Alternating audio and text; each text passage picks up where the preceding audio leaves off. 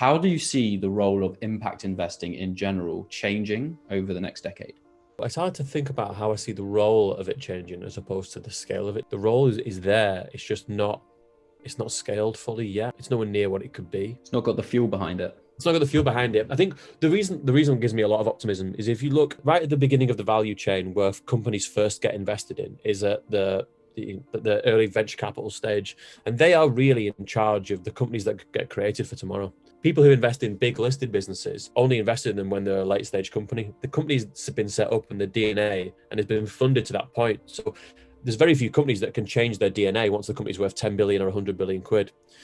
What can change it and will have a massive measurable effect is the businesses that are starting out getting funded have to have impact at their DNA. And you're seeing more and more and more of that in terms of venture capital companies looking for clear, purpose-driven, impact-driven founders, DNA, products and services, revenue lines.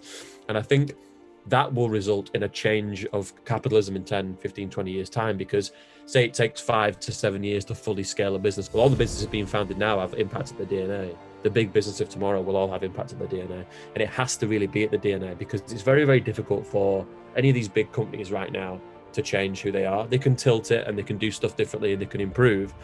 But I think the real change comes from the brand new businesses starting out and becoming big businesses in the future. So as opposed to the role changing, I think the role is already there. I think it just needs to blow up more because that is happening now. I just think it will become like a snowball effect throughout the decade.